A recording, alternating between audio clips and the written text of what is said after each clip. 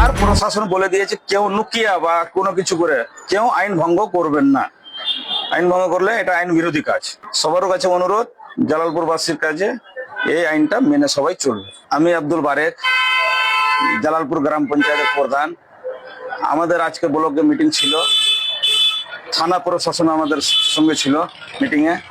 আর আমাদের বয়োজ্যেষ্ঠ সম্মানীয় ব্যক্তি ইমাম সাহেব আমাদের জালালপুর অঞ্চলে প্রত্যেক গ্রামের আশেপাশে ছিল। আমরা ব্লকের অনেক প্রধান ছিল। 1950 সালে নিয়ম মেনে কুরবানি হবে। আর সবাইকে বলে দিই, দুটো পশু নিষেধ করেছে আমাদেরকে বলে দিয়েছে, গরু আর মহিষ হবে না, খাসি, ডুম্মা, ভেড়া এগুলো সব হবে, উট এগুলো সব হবে।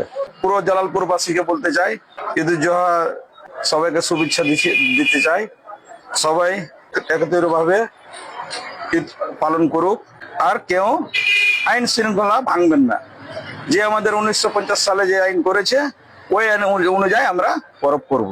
সবাই 1950 সালের নিয়ম মেনে আমরা কুরবানি করব, পরব করব ঈদুল জোহা। ইসা খান আমাদের সংসদ আপিল করেছিল ডিএম এর কাছে, ওরা কাগজ পাঠিয়েছে অলরেডি। আমাদের কাছে যা খবর আছে, হাইকোর্টের একটা আজকে বা কালকে খবর রায় হওয়ার কথা আছে, ওই রায় অনুযায়ী আসবে কাগজ। আমি পুরো জালালপুরবাসীকে বলতে চাই, 1950 সালের নিয়ম মেনে সবাই ঈদ করবেন, আইনকে কেউ ভঙ্গ করবেন না। আপনারা ভালো থাকুন, সুস্থ থাকুন।